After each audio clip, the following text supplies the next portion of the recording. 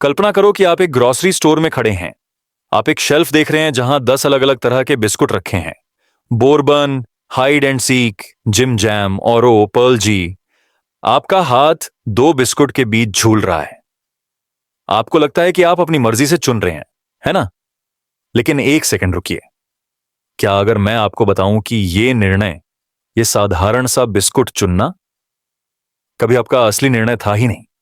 क्या होगा अगर आपको पता चले कि आपके फैसले, चाहे वो रोजमर्रा के हों या जिंदगी बदलने वाले, वो कभी आपके नियंत्रण में थे ही नहीं?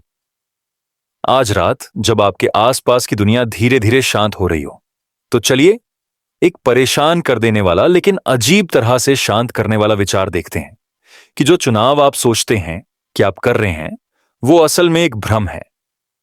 और इस भ्रम में आपका दिमाग जादूगर है। इस विचार की व्याख्या, चुनाव का भ्रम आपके दिमाग की सबसे सूक्ष्म और परेशान कर देने वाली मनोवैज्ञानिक चालों में से एक है। हम सभी को लगता है कि हम अपनी मर्जी से फैसले लेते हैं। करियर चुनना, किससे दोस्ती करनी है, क्या खाना है, कौन सी फिल्म देखनी है। लेकिन आधुनिक मनोविज्ञान, न्यूरोसाइंस और यहां तक कि मार्केटिंग कुछ और ही सच बताते हैं। कहते हैं ना, स्वतंत्रता एक भ्रम है।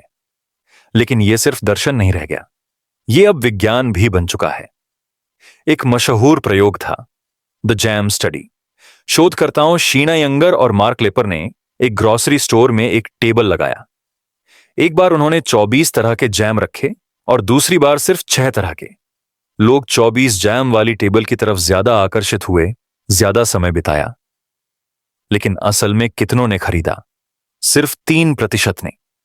जब विकल्प केवल 6 थे, तब 30% ने जैम खरीदा। ज्यादा विकल्पों ने निर्णय लेने की क्षमता को भ्रमित कर दिया। तो क्या आपने सच में चुना, या आपको चुनने के भ्रम ने उलझा दिया? इसे और गहराई से समझते हैं। जब आप किसी ऑनलाइन प्लेटफॉर्म पर स्क्रॉल करते हो, इंस्टाग्राम, यूट्यूब, नेटफ्लिक्स, आपको लगता है कि आप रैंडमली स्क्रॉल कर रहे हो, अपनी मर्जी से कंटेंट देख रहे हो। लेकिन पर्दे के पीछे एआई एल्गोरिदम पहले से ही आपके पैटर्न जानते हैं। कौन सा थंबनेल आपको आकर्षित करेगा, किस टॉपिक पर आप रुकोगे, किस साउंड पर आपका डोपामाइन स्पाइक होगा। आप सोचते हो कि आप चुन रहे हो, लेकिन आप धकेले जा रहे हो। यहां तक कि रोजमर्रा के साधारण फैसले जैसे चाय या कॉफी भी गहरे प्रभाव से प्रभावित होते हैं, जैसे कि कंडीशनिंग, सामाजिक माहौल और यहां तक कि जेनेटिक्स। अगर आप दिल्ली में पले बढ़े हो, तो चाय का कल्चर इतना मजबूत है कि कॉफी पसंद बनाना मुश्किल होता है। जब तक कि आप किसी ऐसे माहौल में न चले जाओ जहां कॉफी सामान्य हो गई हो, जैसे बेंगलुरु या चेन्नई। फिर से पर्यावरण ने आपके लिए फैसला किया। चलो अब दिमाग की और गहराई में चलते हैं। न्यूरोसाइंस कहती है कि आपका दिमाग फैसले लेने से पहले ही निर्णय ले लेता है। लिबेट का प्रयोग 1980 के दशक में हुआ था। इसमें प्रतिभागियों को एक बटन दबाना था जब उन्हें लगे कि वे निर्णय ले रहे हैं। उनके मस्तिष्क के सिग्नल, रेडिनेस पोटेंशियल्स, 300 मिलीसेकंड पहले सक्रिय हो जाते थे। यानी दिमाग ने पहले ही निर्णय ले लिया था और आपको उसका एहसास बाद में हुआ। वो पल जब आप सोचते हो मैंने ये चुना, असल में आपकी चेतना का बाद में पकड़ना होता है। तो सच क्या है? आप निर्णय नहीं लेते, निर्णय पहले लिया जाता है। आप बस उसका कहानी बनाते हो। इसका निहितार्थ, यह विचार दार्शनिक स्तर पर थोड़ा परेशान करने वाला है, क्योंकि अगर चुनाव ही भ्रम है, तो क्या हम सच में आजाद हैं? कल्पना करो कि आपकी पूरी जिंदगी एक प्रोग्राम्ड रास्ते पर चल रही है, जो आपके पिछले अनुभवों, अवचेतन पूर्वाग्रहों, सांस्कृतिक इनपुट्स और न्यूरल पैटर्न्स पर आधारित है। आप सिर्फ एक यात्री हो जो भ्रम की खिड़की से देख रहा है। लेकिन यहां ट्विस्ट है, इस भ्रम का एक मकसद भी है। अगर आपको लगे कि आप नियंत्रण में हो, तो आप शांत रहते हो, आप चिंता में नहीं पड़ते। नियंत्रण का भ्रम दिमाग में अराजकता को कम करने में मदद करता है, और यह भ्रम कभी कभी जरूरी भी होता है। इसे एक लूसिड ड्रीम की तरह समझो। जब आपको सपने में लगे कि आप नियंत्रण में हो, तो आप सपने का आनंद लेते हो। लेकिन सच तो यह है कि सपना अपने पैटर्न पर चल रहा होता है और आप उसमें एक अभिनेता हो। मुक्त चुनाव की भावना एक आरामदायक चादर है, और हम सबको वो चाहिए। एक और स्तर जोड़ते हैं, मार्केटिंग और राजनीति भी इस भ्रम का फायदा उठाती हैं।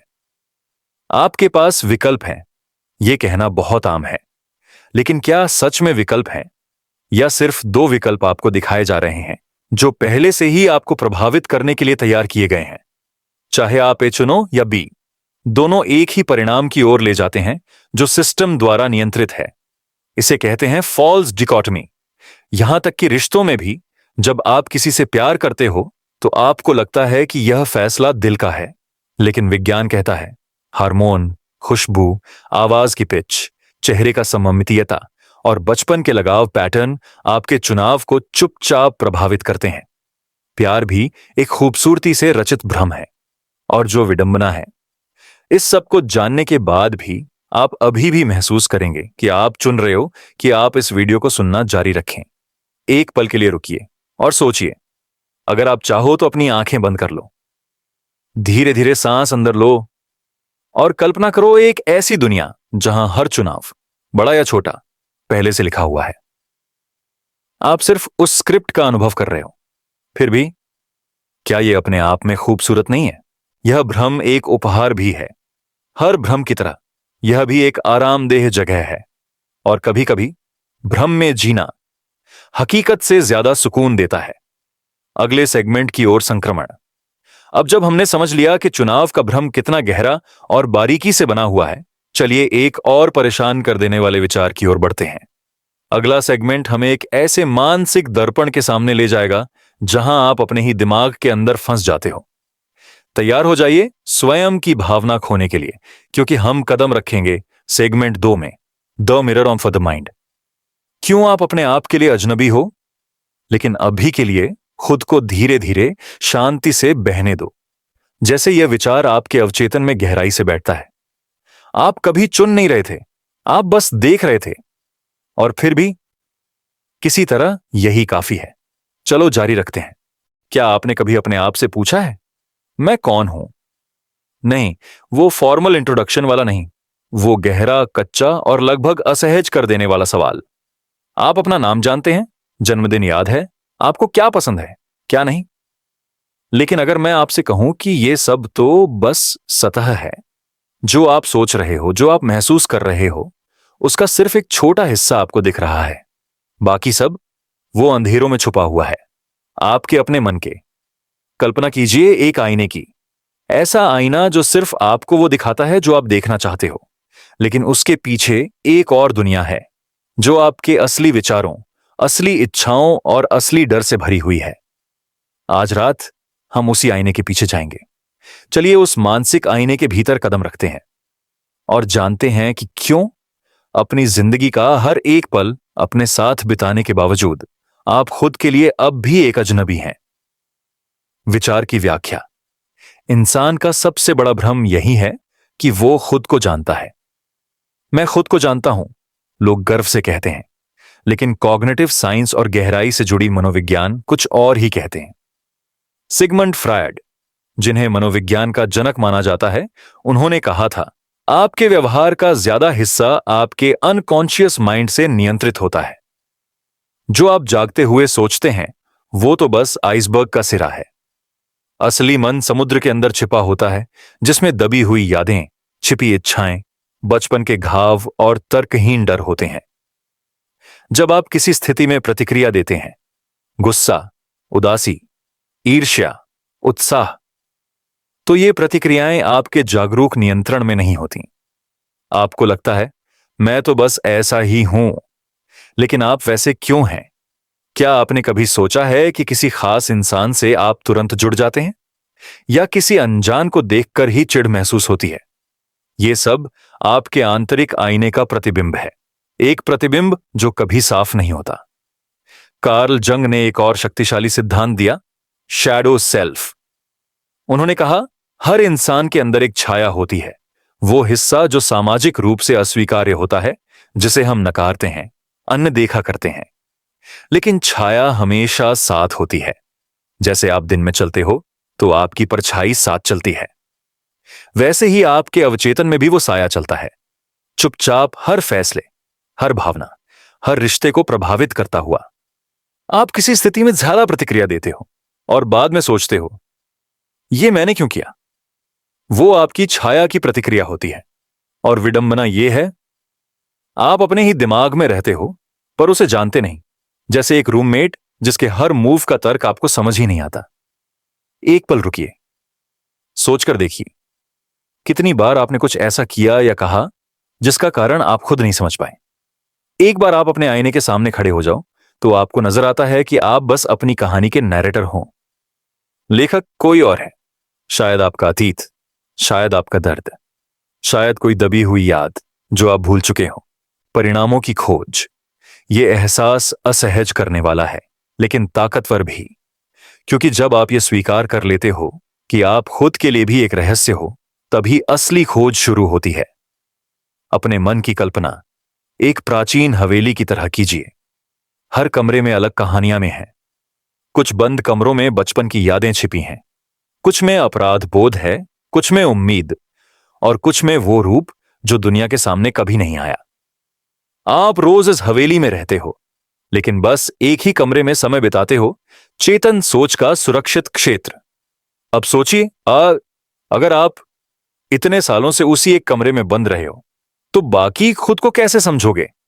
जंग कहते हैं, जब तक आप अचेतन को सचेत नहीं बनाते, वह आपके जीवन को नियंत्रित करेगा और आप उसे नियति कहेंगे। मतलब जब तक आप अपने मन के छिपे हिस्सों को नहीं जानते, तब तक आप निर्णय नहीं लेते। निर्णय आपसे ले जाते हैं, जैसे एक कठपुतली जिसे लगता है कि वो नाच रहा है अपनी मर्जी से, लेकिन उसकी डोर किसी और के हाथ में है।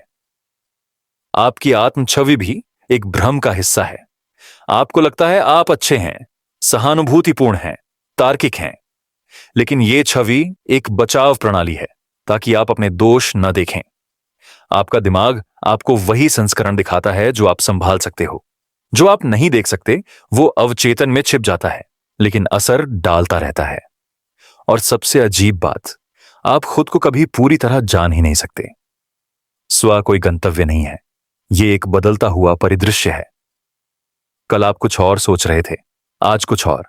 आपके अंदर हर वक्त सूक्ष्म बदलाव हो रहे हैं, नए विश्वास बन रहे हैं, पुराने टूट रहे हैं।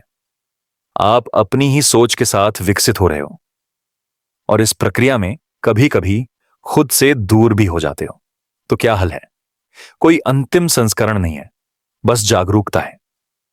जब आप रात के सन्नाटे में बैठे हो और आपका फोन साइलेंट है, उस पल में जब कोई आपका ध्यान नहीं खींच रहा, तभी आप खुद से मिलते हो। वही पल असली प्रतिबिंब होते हैं। खामोशी के अंदर जो बेचैनी होती है, वो बेचैनी एक संकेत है कि आईना सक्रिय हो गया है। और जब वो आईना सक्रिय होता है, आप देख सकते हो आपकी असुरक्षा, आपका अकेलापन, आपका अहंकार, आपकी करुणा, सब एक साथ एक धुंधली पेंटिंग की तरह सामने आता है। यह स्पष्ट होने के लिए नहीं है, यह देखने के लिए है। एक गहरी सांस लीजिए, अगर चाहें तो आंखें बंद कर लीजिए और बस खुद के साथ बैठिए। उस रूप के साथ नहीं जो दुनिया को दिखाते हैं, बल्कि उस रूप के साथ जो चुपचाप पीछे से सब देखता है, जो कभी बोलता नहीं लेकिन हमेशा सुनता है। वही असली आप हैं, और आप अभी बस उनसे मिलना शुरू कर रहे हैं। अगले सेगमेंट की ओर ट्रांजिशन। अब जब हमने समझ लिया कि खुद को समझना कितना जटिल और परतों वाला अनुभव है, चलिए अगले भ्रम की ओर चलते हैं। अगला सेगमेंट हमें ले जाएगा एक और गहरे विरोधाभास की ओर, जहां आपको लगेगा कि आप सोच रहे हो, लेकिन असल में विचार आप पर हो रहे हैं। चलिए बहते हैं सेगमेंट 3 की ओर, the thought illusion. You don't think your thoughts. लेकिन फिलहाल इसी खामोशी के साथ रहिए। अपनी सांस को धीमा होने दीजिए, अपनी जागरूकता को स्थिर होने दीजिए। आपको सब कुछ समझने की जरूरत नहीं है, बस देखने की जरूरत है। आईना अभी भी खुला है और वो चुपचाप इंतजार कर रहा है। सोच के देखिए, जब भी आप अकेले होते हैं, सन्नाटे में एक अजीब सी गतिविधि शुरू हो जाती है। आपके मस्तिष्क के भीतर विचार आने लगते हैं, जैसे कोई नदी बह रही हो, बिना रुके, बिना किसी अनुमति के। कभी अच्छे विचार, कभी विचलित करने वाले, कभी अनजाने, और कभी वो जिन्हें आप सोचना भी नहीं चाहते। पर उन पर आपका नियंत्रण कितना होता है? क्या आप सच में सोच रहे हैं या विचार आप पर हो रहे हैं? आज हम इस खंड में एक ऐसे भ्रम की बात करने वाले हैं जो हर रोज आपके दिमाग के भीतर घटित होता है। लेखक होने का भ्रम, यह भ्रम कि आप ही अपने विचारों के निर्माता हैं। तो आइए बहते हैं इस रहस्यमय एहसास में कि शायद, बस शायद, आप अपने विचारों को नहीं सोचते, वे आप पर घटित होते हैं। इस अवधारणा की व्याख्या, मनुष्य के पास हर समय एक भीतरी संवाद होता है, एक आवाज जो पृष्ठभूमि में चलती रहती है, टिप्पणी करती है, निर्णय देती है, विश्लेषण करती है। आप सड़क पर चल रहे हैं और अचानक एक विचार आता है, अगर मैं अभी बाइक के सामने चला जाऊं तो क्या होगा। आप चौंकते हैं, शर्मिंदा भी होते हैं, मैं ऐसा क्यों सोच रहा हूं। लेकिन असली प्रश्न यह है, क्या आपने वह विचार जानबूझकर सोचा या वह बस आया। आधुनिक न्यूरोसाइंस कहता है कि विचार स्वतः स्फूर्त होते हैं। आप उन्हें उत्पन्न नहीं करते, आप उन्हें देखते हैं। जैसे आप एक रेडियो सुन रहे हो, आपने रेडियो ऑन किया, लेकिन उस पर जो चैनल चल रहा है उसका नियंत्रण आपके हाथ में नहीं। कभी कोई पुराना गाना, कभी शोर, कभी कुछ डरावना। आपका मस्तिष्क वैसा ही है, एक प्रसारण केंद्र जो लगातार विचारों का उत्सर्जन कर रहा है, और आप सिर्फ एक श्रोता हैं। स्वतंत्र इच्छा के विचार में हमें लगता है कि मैं तय करता हूं कि क्या सोचना है, क्या महसूस करना है, क्या चुनना है। पर संज्ञानात्मक विज्ञान और ध्यान साधक दोनों मानते हैं कि विचार तो तब आते हैं जब हम उनके बारे में जान भी नहीं पाते। एक सरल प्रयोग देखिए, अपने मन को 1 मिनट के लिए बिल्कुल खाली रखने की कोशिश कीजिए। कोई विचार नहीं, पूर्ण मौन। क्या होता है, विचार उमड़ पड़ते हैं, उनका विषय बदलता है, तीव्रता बदलती है, पर प्रवाह रुकता नहीं। चाहे आप कितना भी प्रयास कर लें, एक ना एक विचार आ ही जाता है। कभी भविष्य की चिंता, कभी अतीत का अपराध बोध, कभी वर्तमान का ऊब। तो फिर यह जो भ्रम है कि आप सक्रिय रूप से सोच रहे हैं, यह तो एक बाद की कहानी है। आपका मस्तिष्क विचार बनाता है और आप बाद में उसे अपना कह देते हैं, यह मेरी सोच है। लेकिन जब आप ध्यान से अवलोकन करते हैं तो पता चलता है कि विचार आते हैं जैसे बादल आते हैं आकाश में। आप उन्हें नियंत्रित नहीं करते, सिर्फ देखते हैं। परिणामों की खोज, यह समझना असहज भी है और मुक्तिदायक भी। असहज इसलिए क्योंकि यदि आप अपने विचारों के निर्माता नहीं हैं तो आप उनके लिए कितने उत्तरदायी हैं। अगर कोई नकारात्मक विचार आपके मन में आता है, ईर्ष्या, हिंसा, डर, तो क्या आप एक बुरे व्यक्ति हैं? नहीं, आपने उसे चुना नहीं, वह घटित हुआ। और मुक्तिदायक इसलिए क्योंकि आप अपने विचारों के बंदी नहीं हैं, आप सिर्फ उनके दर्शक हैं। जब आप एक विचलित करने वाले विचार को सिर्फ देख पाते हैं बिना प्रतिक्रिया दिए, तो उस विचार की शक्ति समाप्त हो जाती है। बौद्ध दर्शन में इसे अतार्किकता कहा जाता है, नॉन आइडेंटिफिकेशन। आप अपने विचार नहीं हैं, आप वह पर्दा हैं जिस पर विचार झलकते हैं। आप उनके स्रोत नहीं, आप उनके कैनवस हैं। यह समझ आना कि विचार आपके नहीं, आप पर होते हैं, यह एक गेम चेंजर है। आप ओवरथिंकिंग से मुक्त हो जाते हैं। आप भावनाओं को जैसे हैं वैसे देखना सीख जाते हैं। आप अपराध बोध और शर्म से दूरी बना पाते हैं। और फिर एक और गहरा प्रश्न उठता है, अगर विचार भी मेरे नहीं तो मैं कौन हूं? मैं वह हूं जो विचार से पहले था, जो हर विचार के बाद भी है, जो सिर्फ देख रहा है। साक्षी, उपस्थिति, एक रूपक। आप कल्पना कीजिए एक कमरा, कमरे में एक स्क्रीन लगी है और हर सेकंड एक नए विचार का ट्रेलर चलता है। कल क्या होगा? उसने मुझे नजरअंदाज क्यों किया? मैं कब सफल बनूंगा? आप उन विचारों को देखते हैं, समझते हैं, प्रतिक्रिया करते हैं। लेकिन क्या आपने कभी उस कमरे के भीतर उस प्रकाश स्रोत को देखा है, वह जिसके बिना कुछ भी दिखाई ही नहीं देता? वह प्रकाश आप हैं। विचार आते जाते हैं, आप स्थायी हैं। विचार आकार लेते हैं, रंग बदलते हैं, कभी तीव्र, कभी धुंधले, लेकिन जो उन्हें प्रकाशित करता है वह आप हैं, वह चेतना। आइए एक क्षण रुकें, एक सांस लें, सांस भीतर और बाहर। क्या आप देख पा रहे हैं कि इस क्षण में भी पृष्ठभूमि में विचार चल रहे हैं? शायद आप इस ऑडियो को जज कर रहे हो, या कल की योजना सोच रहे हो, या किसी याद में खो गए हो। वह सब विचार आप पर घटित हो रहे हैं, और फिर भी आपका एक हिस्सा बस देख रहा है, वह देखने वाला हिस्सा अछूता है। उसी साक्षी में मौन है, उसमें शांति है, उसमें ही असली आप छिपा है। और जब आप गहराई से समझ जाते हैं कि आप अपने विचार नहीं सोचते, तब आप उनका भार छोड़ना सीख जाते हैं। कोई घुसपैठिया विचार आया, उसे जाने दीजिए। कोई पुराना पछतावा याद आया, उसे बहने दीजिए। कोई आकस्मिक विचार आया, बस देखिए, प्रतिक्रिया मत दीजिए, दावा मत कीजिए, सिर्फ साक्षी बनिए। यहीं से मानसिक स्वतंत्रता शुरू होती है। जब आप अपने विचारों को देखना सीख जाते हैं बिना उनसे जुड़ जाने के, तब आप उनके दास नहीं, उनके ऊपर स्वामी बन जाते हैं। अगले खंड की ओर संक्रमण। अब जब हमने इस भ्रम को समझा है कि विचार हम सोच नहीं रहे, विचार हम पर हो रहे हैं, चलिए थोड़ा और गहराई में उतरते हैं। अगले खंड में हम एक ऐसे पैराडॉक्स में प्रवेश करेंगे जो सदियों से दार्शनिकों को विचलित करता आया है। अगर सब कुछ पूर्व निर्धारित है, तो विकल्प का क्या अर्थ है? आइए चलते हैं अगले भ्रम की धुंध में। खंड 4, स्वतंत्र इच्छा का विरोधाभास।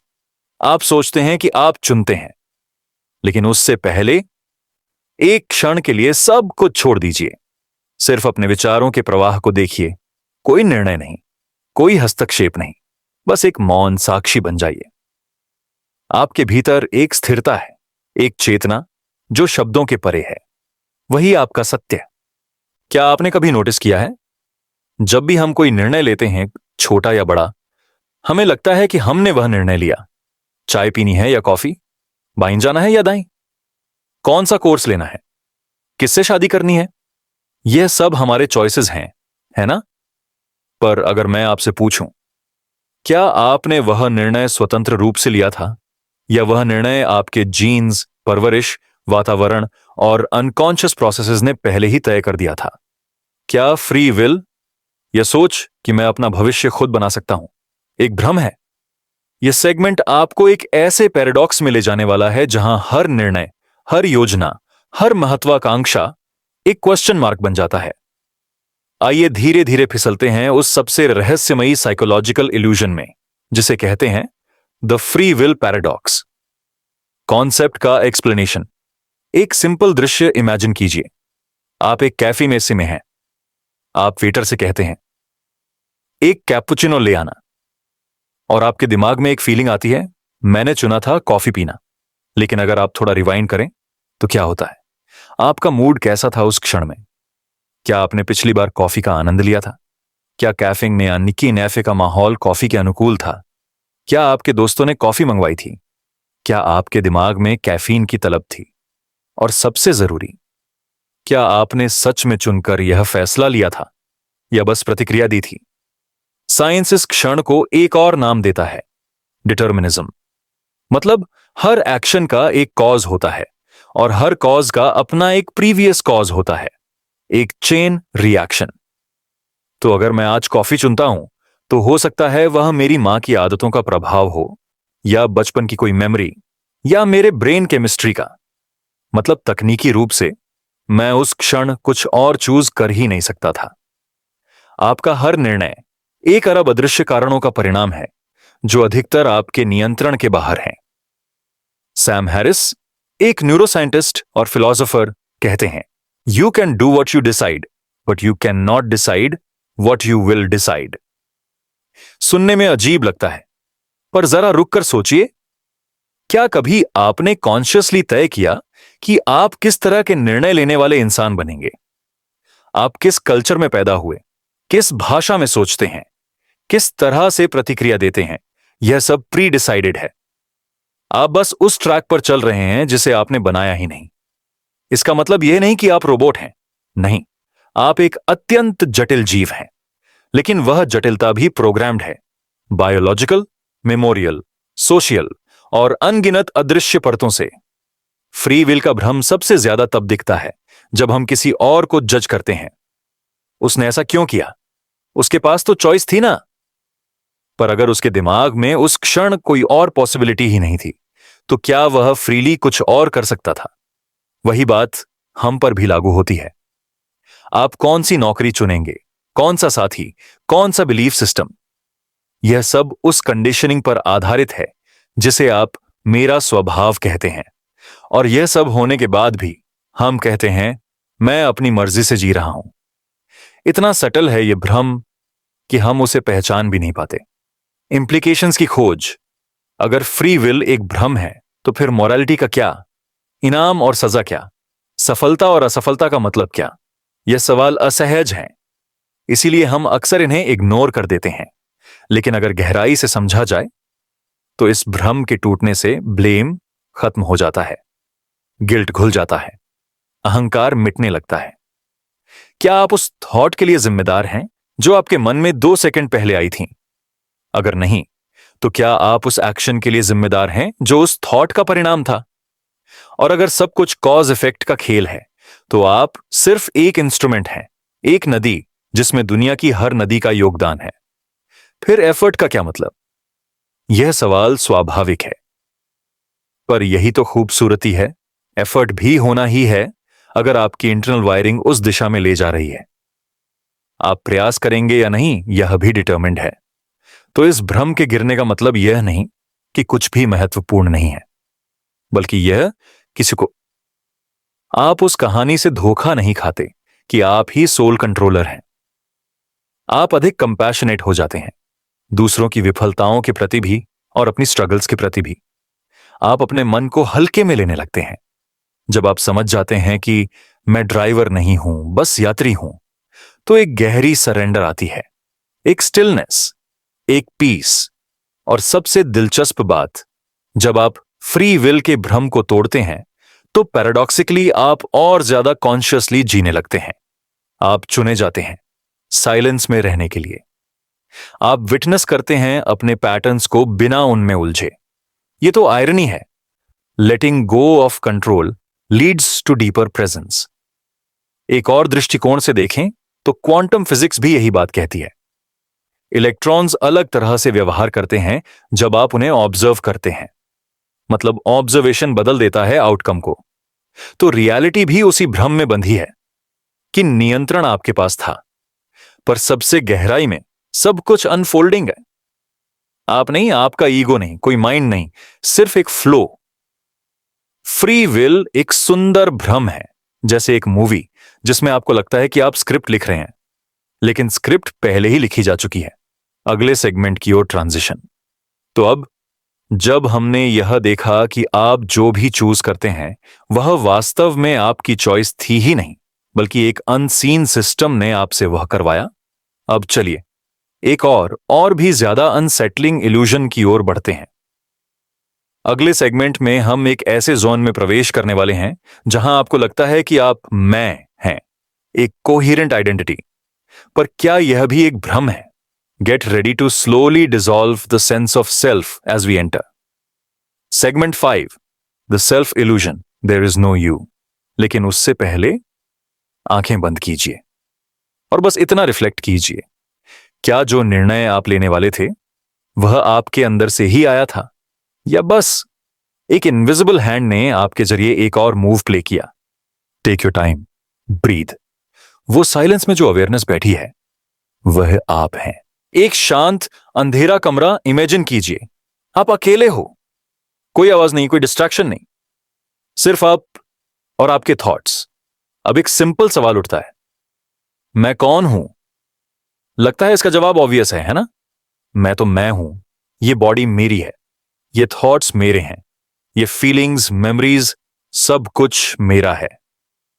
पर अगर थोड़ा गहराई में जाकर देखें तो एक डिस्टर्बिंग पॉसिबिलिटी सामने आती है। What if there is no real me at all? क्या हो अगर जिस मैं को आप हर रोज एक्सपीरियंस करते हैं वो एक इल्यूजन हो, एक मानसिक निर्माण, एक कहानी? आज हम एक्सप्लोर करेंगे एक ऐसा इल्यूजन जो हर मोमेंट में हमारे साथ चलता है। हम सोचते हैं कि हम एक फिक्स्ड आइडेंटिटी हैं, लेकिन हो सकता है वो आइडेंटिटी एक शिफ्टिंग मिरेज हो, एक हॉल्यूसिनेशन जो कभी रियल थी ही नहीं। चलिए धीरे से उस पर्दे के पीछे चलते हैं, मन के पीछे के वॉइड में, और महसूस करते हैं कि शायद आप जैसी कोई चीज है ही नहीं। Explanation of the concept. बचपन से हम एक नाम लेकर जीना शुरू करते हैं। पेरेंट्स कहते हैं तुम आरव हो, तुम मीरा हो, और उस नाम के साथ साथ एक आइडेंटिटी बनने लगती है। उस आइडेंटिटी में मेमोरीज जुड़ते हैं, स्कूल का एक्सपीरियंस, दोस्तों की बातें, फेलियर्स, अचीवमेंट्स। फिर बिलीफ्स आते हैं, मैं इंट्रोवर्ट हूं, मैं इमोशनल हूं, मैं प्रैक्टिकल हूं। और धीरे धीरे ये सब मिलकर एक सेल्फ बन जाता है, एक सेंस ऑफ आई।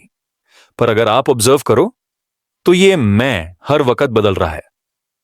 जो आप 5 साल पहले थे, क्या वो अब भी वही हैं? क्या आपके thoughts, beliefs, desires, even personality same है? ज्यादा गहराई में जाएं तो देखेंगे ये मैं कोई सॉलिड एंटिटी नहीं है। ये एक स्ट्रीम है, constantly shifting, adapting, responding. Neuroscience भी इस इल्यूजन को सपोर्ट करता है।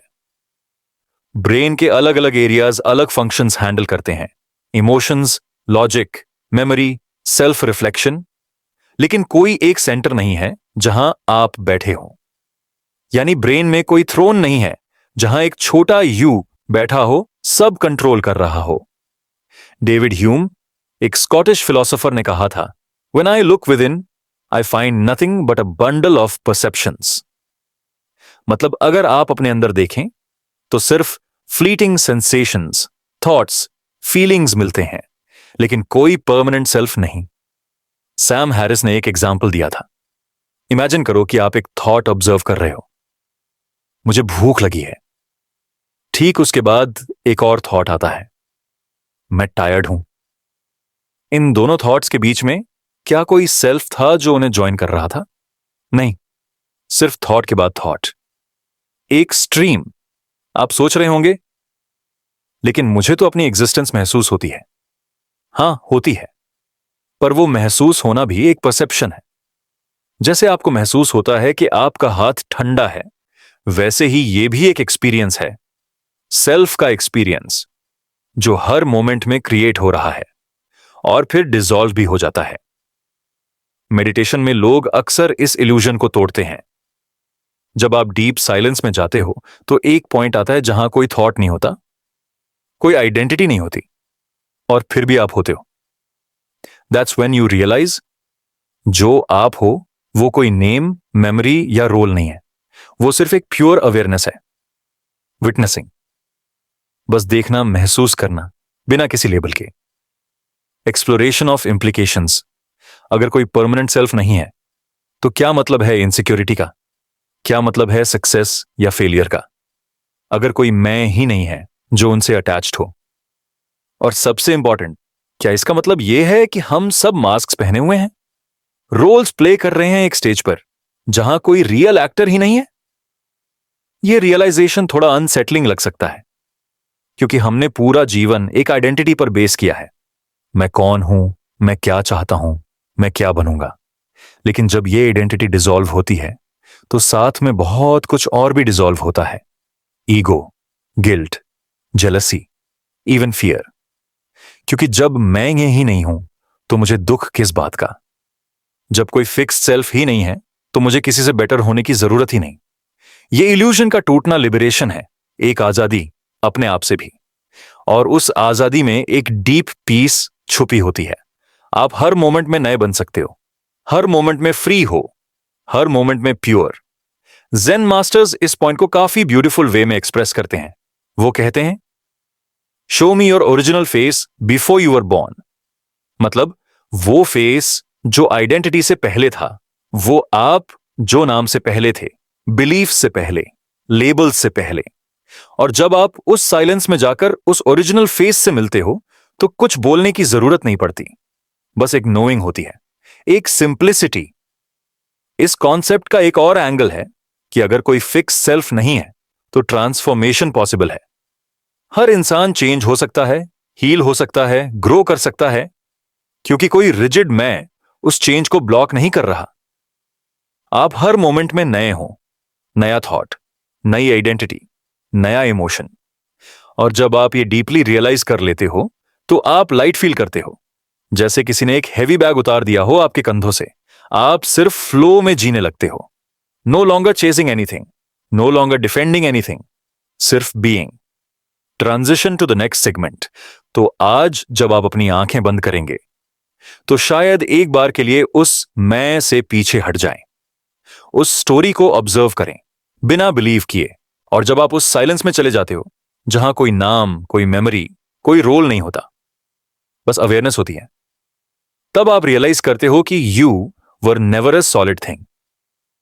आप तो बस एक डांस थे of light and shadow, thought and stillness. आप थे, पर बिना किसी बाउंड्री के। और जब आप उस साइलेंस से वापस आते हो, तब आप थोड़ा और स्पेशियस फील करते हो, थोड़ा और फ्री। नेक्स्ट सेगमेंट में हम एक इल्यूजन को एक्सप्लोर करेंगे, जो सबसे डेंजरस और सबसे अंडररेटेड इल्यूजन है, द इल्यूजन ऑफ सर्टेनिटी। जब हम सोचते हैं कि हमें पता है, कि हम राइट हैं, कि हम समझ चुके हैं, पर क्या हो अगर वो नोइंग भी एक इल्यूजन हो? आप रेडी हैं? Let's float gently into segment 6, the certainty. Illusion, you think you know. बस अब आंखें बंद कर लीजिए और इस बात को सॉफ्टली रिपीट कीजिए। मुझ में कुछ भी परमानेंट नहीं, मैं एक्सट्रीम हूं, मैं सिर्फ अवेयरनेस हूं। सोचिए, एक अंधेरा कमरा है, आप उसमें अकेले बैठे हो, बस अपनी सांसों की आवाज सुन रहे हो, सब कुछ शांत है, लेकिन एक विचार बार बार दिमाग में आता है, मैं जानता हूं, मैं समझता हूं, मैं सही हूं। हम सब के अंदर यह विश्वास होता है कि हम दुनिया को जानते हैं, समझते हैं, हम परिस्थितियों को जज करते हैं, लोगों के इरादों को पहचान लेते हैं और अपनी सोच पर भरोसा करते हैं। लेकिन क्या कभी सोचा है, यह भरोसा आता कहां से है? और सबसे महत्वपूर्ण, क्या वो भरोसा उचित है? आज हम खोजने वाले हैं एक भ्रम, जिसे शायद सबसे शक्तिशाली कहा जा सकता है और सबसे अदृश्य भी। यह भ्रम है निश्चितता का। वो एहसास कि मुझे पता है क्या हो रहा है, कि मैं सही हूं, कि मैं समझता हूं कि चीजें कैसे काम करती हैं। पर क्या हो अगर यह सिर्फ एक आरामदायक भ्रम हो, एक सुरक्षात्मक परत, एक मानसिक कंबल जो हमने उस सच्चाई के ऊपर बिछा रखा हो जिसे हम स्वीकार नहीं करना चाहते? आज रात चलिए इस निश्चितता के भ्रम के अंदर झांकते हैं और धीरे धीरे उसे घोलते हैं, एक शांत जागरूकता के भीतर। संकल्पना की व्याख्या। इंसान एक ऐसा प्राणी है जो अर्थ खोजता है हर चीज में, और अर्थ तभी संभव है जब निश्चितता हो, जब हम समझ लें कि किसी चीज का क्या मतलब है। जैसे ही कुछ अनपेक्षित होता है, जैसे किसी ने कुछ ऐसा बोल दिया जो हम अपेक्षा नहीं कर रहे थे, हम तुरंत अर्थ बना लेते हैं। शायद वो मुझे पसंद नहीं करता, शायद उसका मूड खराब है, मैं गलत नहीं हो सकता। लेकिन असली सच ये है कि हम बहुत कम जानते हैं। बहुत ज्यादा चीजें अनुमान पर चल जाती हैं।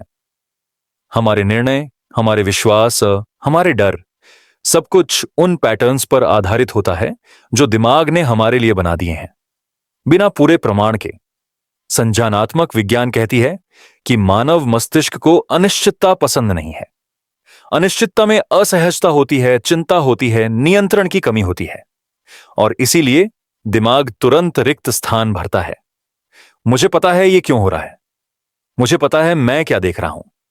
लेकिन जब आप जूम आउट करते हो तो समझ आता है कि हम एक सीमित प्रणाली के अंदर जी रहे हैं।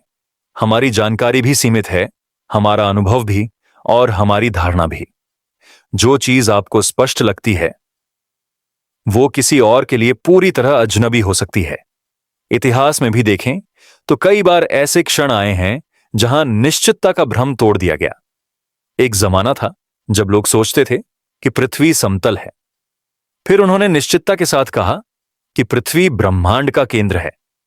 फिर कहा कि समय एक स्थिर चीज है। लेकिन हर बार विज्ञान ने उन विश्वासों को चुनौती दी और नई समझ लाई। लेकिन दिलचस्प बात यह है, हर नई खोज के बाद भी हम वापस निश्चितता का भ्रम बना लेते हैं। अब तो हमने समझ लिया है, और यह चक्र चलता रहता है। सिर्फ भौतिक दुनिया ही नहीं, हम अपने भावनाओं और संबंधों में भी निश्चितता मान लेते हैं। वो मुझे चोट पहुंचाना चाहता था, मैं उसे अच्छी तरह जानता हूं, मुझे पता है मैं क्या महसूस कर रहा हूं। पर क्या कभी आपने उस निश्चितता को धीमा करके देखा है? कभी कभी हम किसी चीज से आहत होते हैं और कुछ दिन बाद लगता है कि उसका मतलब कुछ और था। कभी लगता है कि हम गुस्से में हैं, लेकिन अंदर ही अंदर हम दुखी या अपराध बोध में होते हैं।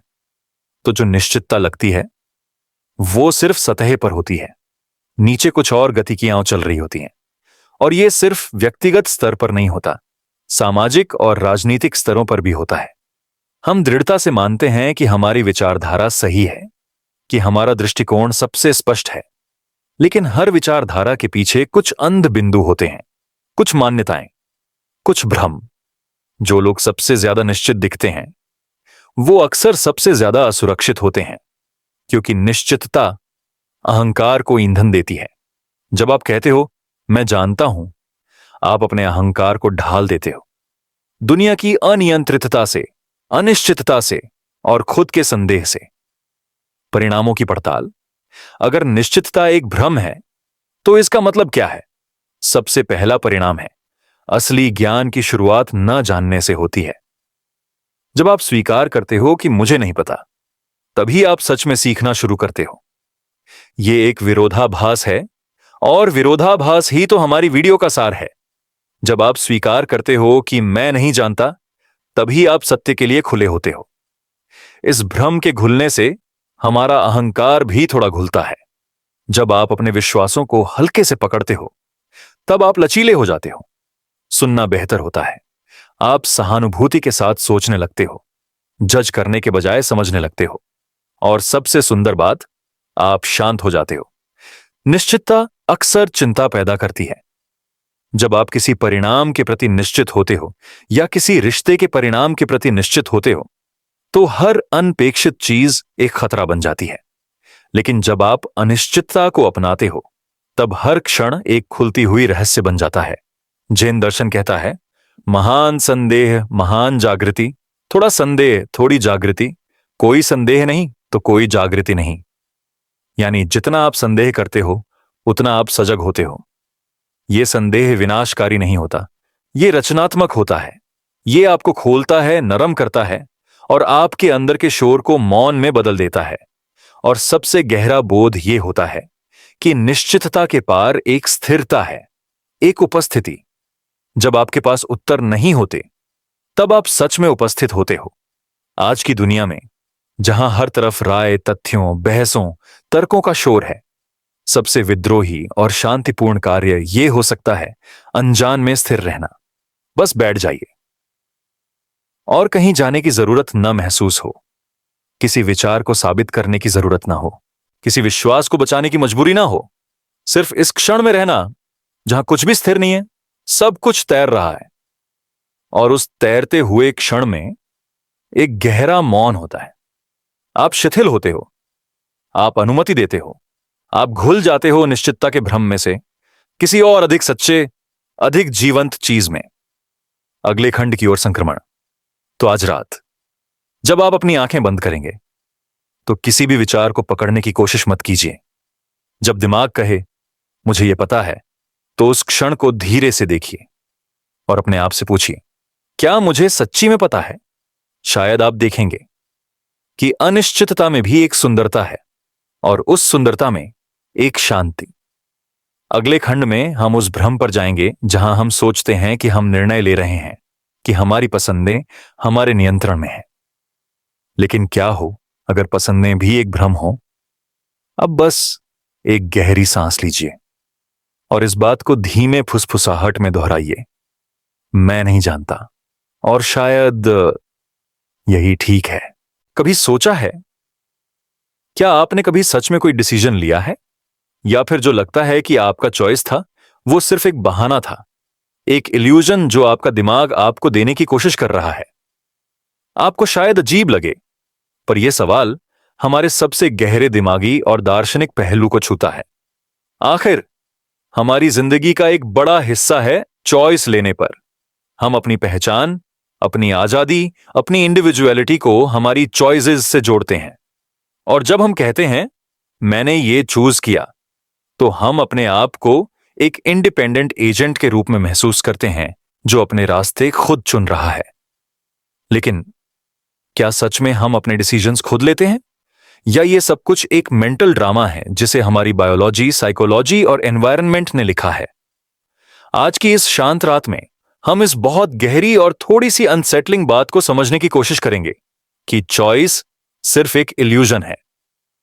कॉन्सेप्ट का परिचय। चॉइस की फीलिंग या सेंसेशन इतनी नेचुरल लगती है कि हम इस पर कभी डाउट तक नहीं करते। जब हम सोचते हैं मैंने ये मूवी चूज की या मैंने ये रास्ता लिया, तो हमारे दिमाग में एक छवि बनती है कि हम अपने हाथ में अपनी जिंदगी के कंट्रोल्स रखते हैं। लेकिन साइकोलॉजी और न्यूरोसाइंस के कुछ एक्सपेरिमेंट्स ने यह बताया है कि हमारी चॉइसेस काफी हद तक पहले से ब्रेन में तय हो जाती हैं, बिना हमारे कॉन्शियस अवेयरनेस के। मतलब हमारे दिमाग के कुछ हिस्से हमसे पहले ही डिसाइड कर लेते हैं कि हम क्या करने वाले हैं, और हम बस बाद में उस डिसीजन को जस्टिफाई करते हैं। आप सोच सकते हैं कि ये कैसे हो सकता है, कैसे हम इतनी गलतफहमी में फंसे हुए हैं कि हम अपनी लाइफ के मास्टर हैं, जब असल में डिसीजंस हमारे कंट्रोल के बाहर होते हैं। कॉन्सेप्ट को समझना। साइकोलॉजिस्ट बेंजामिन लिबेट के एक्सपेरिमेंट का जिक्र करते हैं, जहां उन्होंने लोगों के ब्रेन एक्टिविटी को मेजर किया जब वो किसी बटन को प्रेस करने की सोच रहे थे। उन्होंने देखा कि ब्रेन में डिसीजन लेने की एक्टिविटी कुछ मिलीसेकंड्स पहले होती है, जबकि इंसान को लगता है कि उसने कॉन्शियस डिसीजन लिया है। इसका मतलब यह हुआ कि सबकॉन्शियस माइंड पहले से ही तय कर लेता है कि बटन कब प्रेस होगा, और कॉन्शियस माइंड बाद में सिर्फ उस डिसीजन को अपने चॉइस के रूप में महसूस करता है। यह सिर्फ एक छोटा सा एक्सपेरिमेंट है, पर यह एक बड़ी सोच को जन्म देता है। क्या हम सच में अपने डिसीजंस के मालिक हैं, या हमारी बॉडी और माइंड एक कॉम्प्लेक्स मशीन है जो पहले से प्रोग्राम्ड है रिएक्ट करने के लिए, और हमारी कॉन्शियस माइंड उसका सिर्फ एक ऑब्जर्वर है? फिर सोचिए, हमारे डिसीजंस सिर्फ ब्रेन की इलेक्ट्रिकल सिग्नल्स तक सीमित नहीं होते। हमारी चॉइसेस पर हमारे genetics, upbringing, culture, social conditioning और करंट मूड का भी गहरा असर होता है। मतलब जब आप सोचते हैं कि आपने अपनी मर्जी से कुछ किया, तो हो सकता है कि आपकी सोच पर कई इनविजिबल फैक्टर्स का कंट्रोल हो। फॉर एग्जाम्पल, आपको चॉकलेट खाने का चॉइस लेना है, लेकिन क्या यह सच में आपका फ्री विल था, या आपके दिमाग के रिवॉर्ड सेंटर्स ने आपको पहले से उस तरफ खींच लिया था? या फिर जब आप किसी से नाराज होते हैं, तो क्या आप सच में अपने इमोशंस को कंट्रोल कर रहे होते हैं, या वो इमोशनल रिस्पॉन्स आपके पुराने अनुभव, ट्रॉमा और अनकॉन्शियस प्रोग्रामिंग का नतीजा है? इसके असर और गहराई। अगर चॉइस सिर्फ यार इल्यूजन है, तो इसका मतलब हमारी सोच, हमारी आइडेंटिटी, हमारा ईगो कैसे बनता है?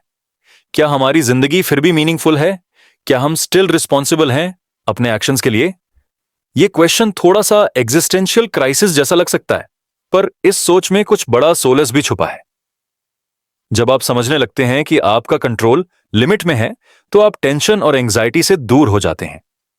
आप उस कंट्रोल के चक्कर से फ्री हो जाते हैं जिसमें हम अक्सर फंसे होते हैं। इमेजिन कीजिए, जब आप अपनी चॉइसेस के इल्यूजन को एक्सेप्ट करते हैं, तो आप ज्यादा फ्लेक्सिबल हो जाते हैं। आप अपने डिसीजंस को लाइटली लेते हैं। अगर कोई चीज आपके प्लान के मुताबिक नहीं होती, तो आपको ज्यादा डिसअपॉइंटमेंट नहीं होता। इससे आपके अंदर एक सेंस ऑफ सरेंडर डेवलप होता है, जो कि एक्चुअली एक पीएस का सोर्स है।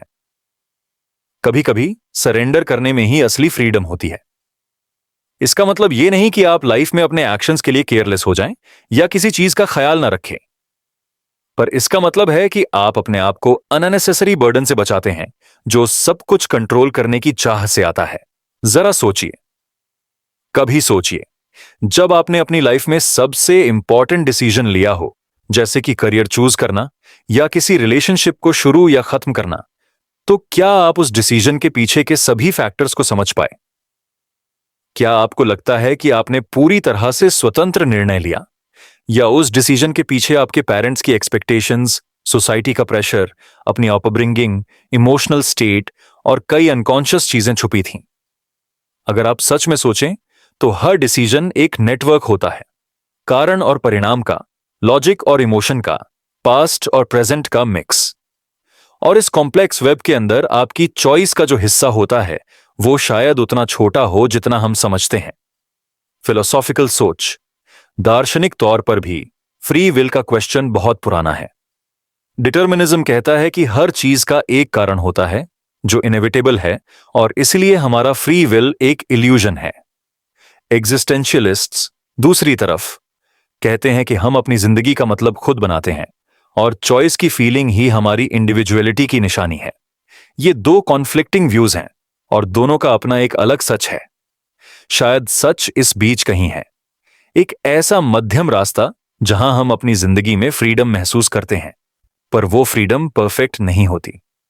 आप सोच सकते हैं कि आपका दिमाग एक बहुत ही कॉम्प्लेक्स सॉफ्टवेयर है जिसमें कई प्री इंस्टॉल्ड प्रोग्राम्स हैं और कुछ प्रोग्राम्स आप खुद मॉडिफाई करते हो। आपकी चॉइस उस सॉफ्टवेयर के अंदर एक इनपुट है जो कई बार रैंडम लगता है, कई बार प्रिडिक्टेबल, माइंड बेंडिंग रियलाइजेशन। अब जब आप सोचें कि चॉइस इल्यूजन है, तो इसका मतलब यह भी हो सकता है कि आप अभी जिसमें हैं वही सबसे बेस्ट है। क्योंकि अगर आपके पास अनलिमिटेड फ्री विल होता तो आप कभी इस मोमेंट में इतनी गहराई से नहीं रह पाते। और यह भी हो सकता है कि जब आप अपनी चॉइसेस को लाइटली लेते हैं तो आप अपने आप को और दूसरों को ज्यादा माफ कर पाते हैं। जिंदगी के छोटे छोटे डिसीजंस के पीछे छुपे कॉम्प्लेक्सिटीज को समझकर आपका दिमाग ज्यादा शांत और फ्लेक्सिबल हो जाता है। आराम देने वाली सोच, तो जब आप सो रहे हों या नींद में जाने वाले हों तो अपने आप से यह पूछिए, क्या मैंने सच में कभी कोई चॉइस की, या मैं बस चल रहा हूं उन रास्तों पर जो मुझे दिखाए जा रहे हैं? और क्या यह सोच मुझे ज्यादा रिलैक्स्ड और शांत बना सकती है? कुछ लोग इस सोच को फ्राइटनिंग समझते हैं, पर जो लोग इससे अपना ईगो छोटा करते हैं वो अपनी लाइफ में एक अलग लेवल का सुकून महसूस करते हैं। सरेंडर करना अपनी चॉइसेस के इल्यूजन को, यह एक ऐसा गिफ्ट है जो आप खुद को दे सकते हैं। यह आपको अपनी जिंदगी को और पूरी तरह एक्सेप्ट करने की एबिलिटी देता है, बिना किसी जजमेंट के, बिना किसी कंट्रोल के टेंशन के। Transition to next segment. अब जब आपने चॉइस इल्यूजन के बारे में सोचा है तो अगला सेगमेंट आपको और भी गहराई में ले जाएगा, एक ऐसे आइडिया में जहां यहां हम समझने की कोशिश करेंगे कि हमारी रियलिटी, हमारा यूनिवर्स शायद एक ऐसी चीज है जो हमने कभी देखी नहीं, एक सिमुलेशन जैसा स्ट्रक्चर। सोचिए, अगर सब कुछ एक सिमुलेशन हो तो फिर आपकी चॉइसेस का क्या मतलब बनता है? क्या फिर भी कोई चॉइस है, या सब कुछ पहले से तय है? नेक्स्ट सेगमेंट का टाइटल है segment 8, the simulation hypothesis. Are we just code? तब तक आप एक गहरी सांस लीजिए, अपनी आंखें धीरे धीरे बंद कीजिए और इस बात को धीरे धीरे अपने अंदर ले जाने दीजिए। मैं शायद कंट्रोल में नहीं हूं, और शायद यही मेरी आजादी है। जब आप नींद के उस गहरे सफर में हैं तो आपके दिमाग में कभी यह ख्याल आया है, क्या हमारी दुनिया असली है, या फिर यह सब कुछ एक बड़ी सी सिमुलेशन है? मतलब हम सब एक कंप्यूटर प्रोग्राम के अंदर जिंदा हैं। यह सोच थोड़ी सी अजीब, थोड़ी सी डरावनी लग सकती है, पर आजकल वैज्ञानिक और दार्शनिक दुनिया में यह एक बहुत बड़ा और गहन सवाल बन गया है। और जब हम इस हाइपोथेसिस के बारे में सोचते हैं तो हमारी अपनी जिंदगी, अपनी चॉइसेस, अपने इमोशंस, सब पर एक नया नजरिया मिलता है। आज की शांत रात में जब आप अपने आप को धीरे धीरे सोचने के लिए समर्पित कर रहे हैं तो मैं आपको लेकर चलूंगा एक ऐसे रास्ते पर जहां हम एक्सप्लोर करेंगे, क्या हम सच में सिर्फ कोड हैं? क्या हमारी जिंदगी एक सिमुलेशन है? और अगर है तो इसका मतलब क्या है हमारे अस्तित्व के लिए? सिमुलेशन हाइपोथेसिस का परिचय। सिमुलेशन हाइपोथेसिस एक ऐसी थ्योरी है जो कहती है कि हम जो दुनिया देखते हैं, जो हमारा एनवायरनमेंट है, हमारी रियल लाइफ है, वो असल में एक बड़ी डिजिटल सिमुलेशन हो सकती है। मतलब हम जैसे कैरेक्टर्स किसी बहुत ही एडवांस्ड कंप्यूटर के अंदर चल रहे हैं। इस थ्योरी को पॉपुलराइज किया था फिलोसोफर निक बॉस्ट्रोम ने, जिन्होंने कहा कि भविष्य में इतना एडवांस टेक्नोलॉजी आ सकती है जहां एक सभ्यता अपने पुराने एंसेस्टर्स की सिमुलेशंस चला सकती है।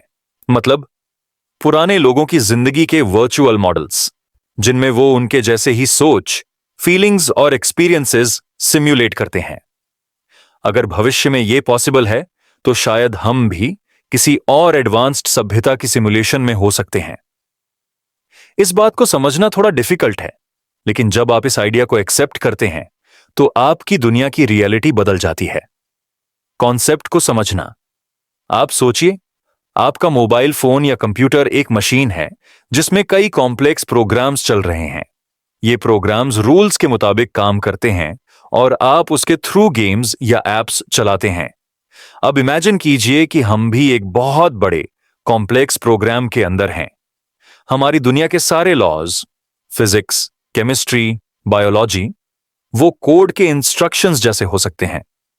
जब हम सोचते हैं कि ग्रेविटी एक नेचुरल फोर्स है, तो शायद वो सिर्फ कोड के एक सेट ऑफ इंस्ट्रक्शंस है जो ऑब्जेक्ट्स को नीचे खींचता है।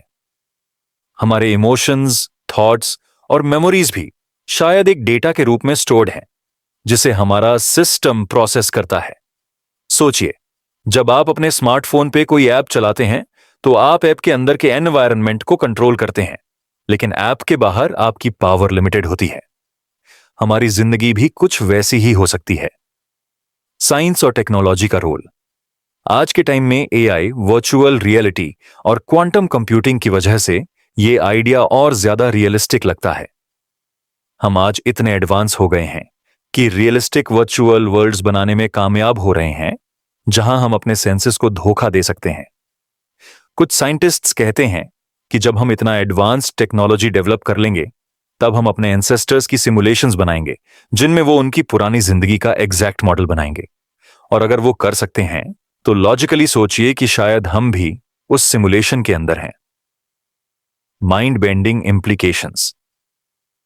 अगर हम सिमुलेशन में हैं, तो इसका मतलब क्या है? क्या हमारे एक्शंस मीनिंगफुल हैं? क्या हम अपने इमोशंस, दुख, खुशी को सच समझ सकते हैं? क्या हमारी चॉइसेस सिर्फ कोड के कुछ कंडीशनल लूप्स हैं, या फिर हम अपनी रियलिटी को थोड़ा मॉडिफाई कर सकते हैं? ये सोच थोड़ी सी अनसेटलिंग हो सकती है, पर एक और नजरिया भी है। अगर हम एक सिमुलेशन में हैं, तो शायद हमारी जिंदगी एक गेम जैसी है, जिसमें हम अपने एक्सपीरियंसेस को एक्सप्लोर कर रहे हैं। शायद हम अपनी सोच से ज्यादा पावरफुल हैं, क्योंकि अगर हम अपने आप को समझ सकें, तो हम अपनी सिमुलेशन के रूल्स को समझ के उन्हें बदल भी सकते हैं। Philosophical reflection. इस हाइपोथेसिस में एग्जिस्टेंशियलिज्म का भी एक बड़ा रोल है। अगर सब कुछ एक सिमुलेशन है, तो फिर हम अपनी जिंदगी का मतलब खुद बनाते हैं। हम एक गेम प्लेयर हैं, जिसे अपने कैरेक्टर को एक्सप्लोर करना है। यह सोच उतनी ही शांत करने वाली हो सकती है जितनी कि डरावनी, क्योंकि जब आप अपनी जिंदगी को एक वर्चुअल एक्सपीरियंस के रूप में देखते हैं, तो आप अपनी प्रॉब्लम्स को ज्यादा ऑब्जेक्टिवली देख सकते हैं। आपका दुख या टेंशन एक कोड के एक पार्ट जैसा लग सकता है, जिसे आप चेंज कर सकते हैं या उससे फ्री हो सकते हैं। Story telling moment. एक बार एक आदमी था जो अपनी जिंदगी में बहुत परेशान था। उसने सोचा कि शायद उसकी जिंदगी मीनिंगलेस है।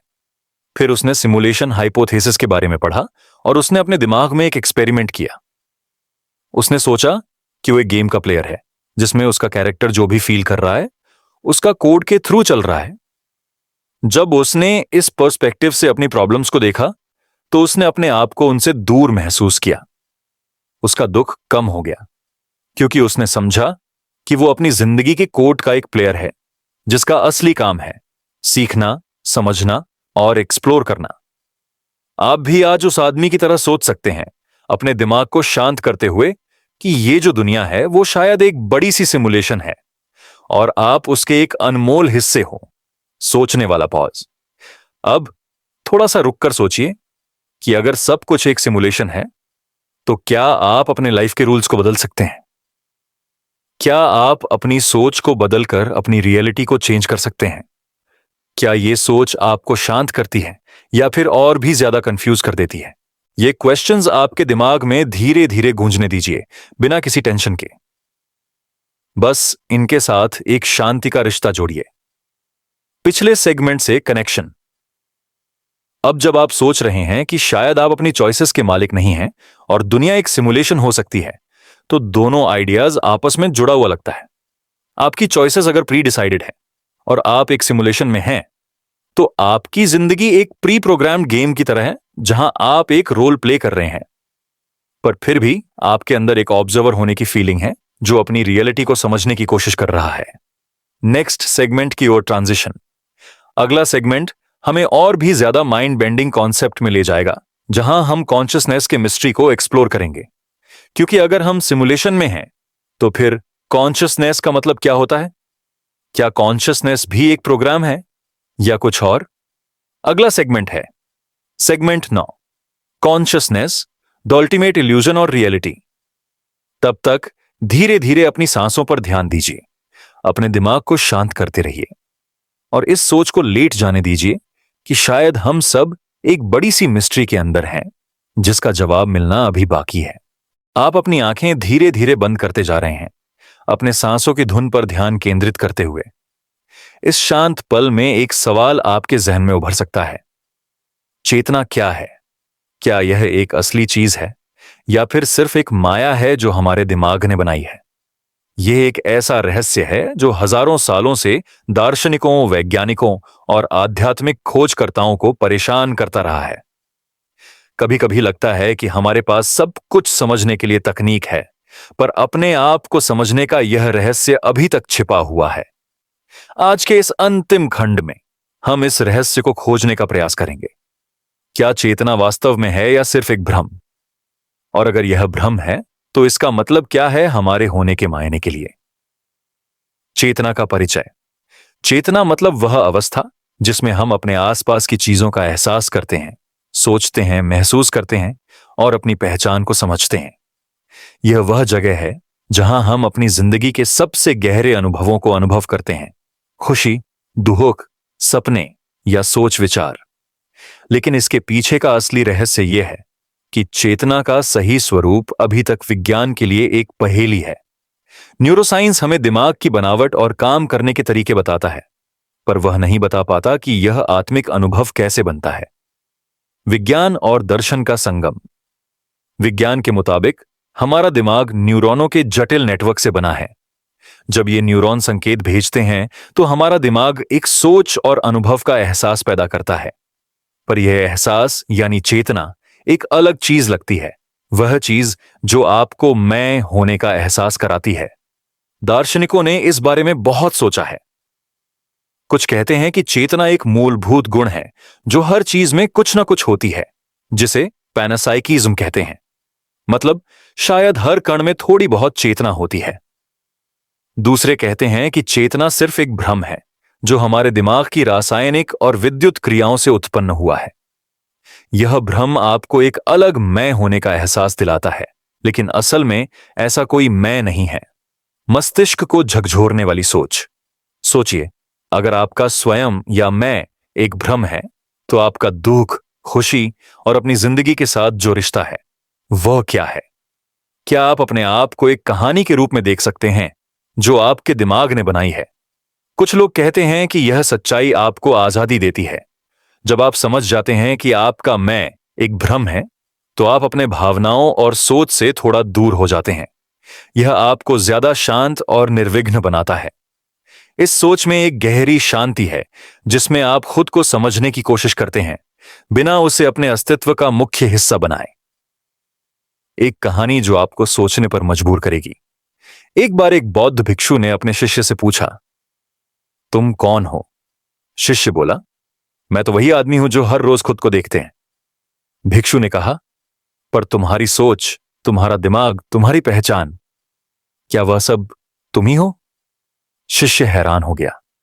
भिक्षु ने फिर कहा, अपने दिमाग की हर सोच को एक पटाखा समझो जो छोटा छोटा आग जलाता है। वह आग तो रोशनी देती है, लेकिन वह असली रोशनी नहीं है।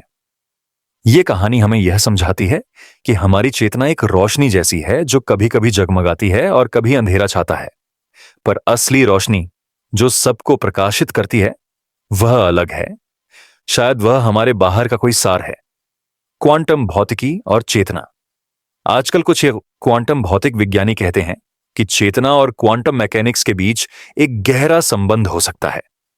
क्वांटम भौतिकी के अनुसार कण एक ही समय में कई स्थितियों में हो सकते हैं जब तक उन्हें में देखा न जाए। इस देखने की प्रक्रिया शायद चेतना से जुड़ी हो, मतलब कि जो चीज हम देखते हैं उससे वास्तविकता बदल सकती है। यह विचार एक अलग ही दुनिया की ओर इशारा करता है जहां हमारी दृष्टि वास्तविकता बनाती है। अगर यह सच है तो चेतना सिर्फ निष्क्रिय दर्शक नहीं है, बल्कि वास्तविकता को सक्रिय रूप से आकार देने वाला एक शक्तिशाली बल है। सोचने का विराम।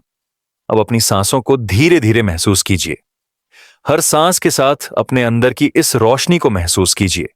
सोचिए कि आप एक दर्शक हैं जो अपनी सोच, अपने भावनाओं, अपने अस्तित्व को धीरे धीरे देख रहा है।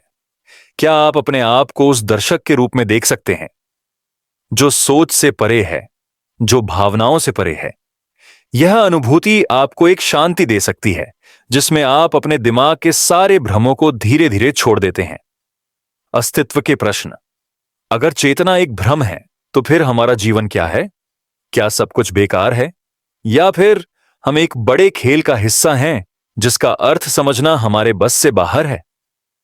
हर इंसान के दिमाग में यह सवाल होता है, पर शायद हमारा असली काम है इन सवालों को ध्यान से देखना, बिना किसी तनाव के, बिना किसी उत्तर को जल्दी पाने की चिंता के।